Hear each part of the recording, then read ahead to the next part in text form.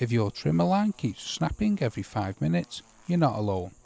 And it's not just bad luck.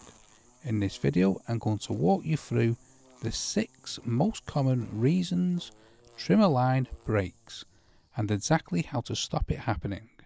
By the end, you'll be trimming for a full session without losing a single inch of line. The first reason, and most probably the most overlooked, is using the wrong thickness of line. Every trimmer is designed for a specific diameter. On most Ryobi models, that's either 1.65mm or 2mm.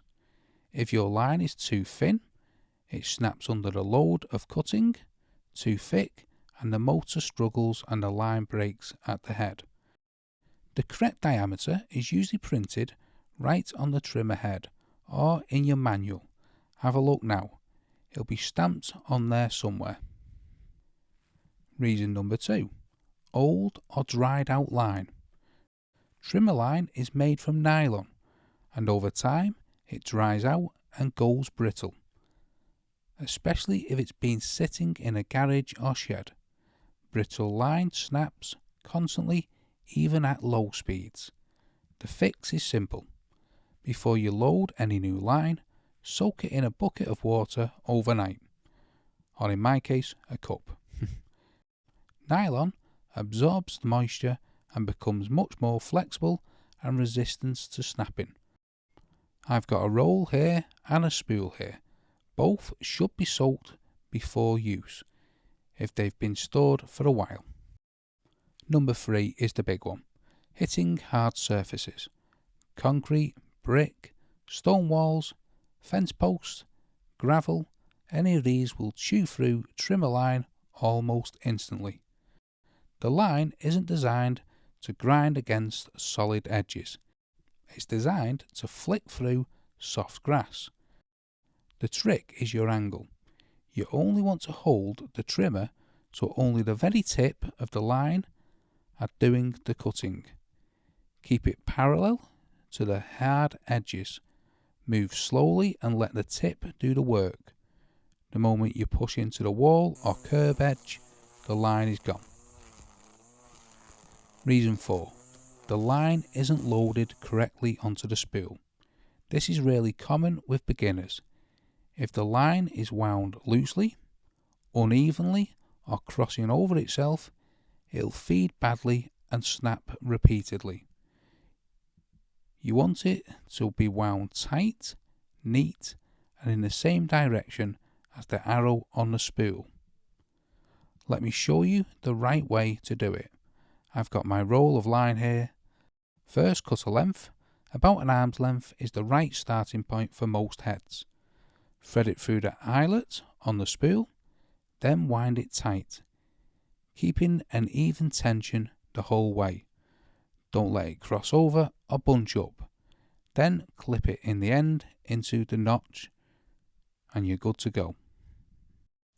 Number 5. Running with too much line out. A longer line puts more centrifugal force on the line and it ends up snapping under its own speed. Your trimmer actually sorts this out automatically. There's a small blade on the inside of the guard. Every time you bump feed more line, it trims it back to the correct length. If your guard blade is worn or missing, the line runs for too long and snaps. Worth checking that the guard is fitted and the blade is still sharp. And the last reason, a worn out bump head. The bump knob at the bottom of your head feeds more line when you tap it onto the ground.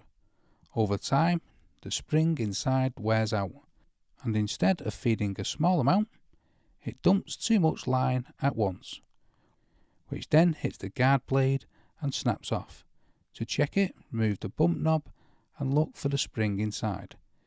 If it's flat or the knob rattles, it's time for a replacement. Ryobi spares are easy to find. Just search for your model number plus the bump knob. Right, so let's run through the 6 fixes quickly. 1. Check you're using the right line diameter for your Ryobi.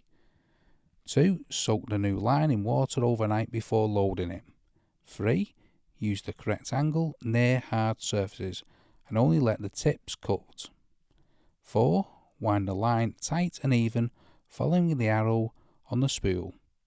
5.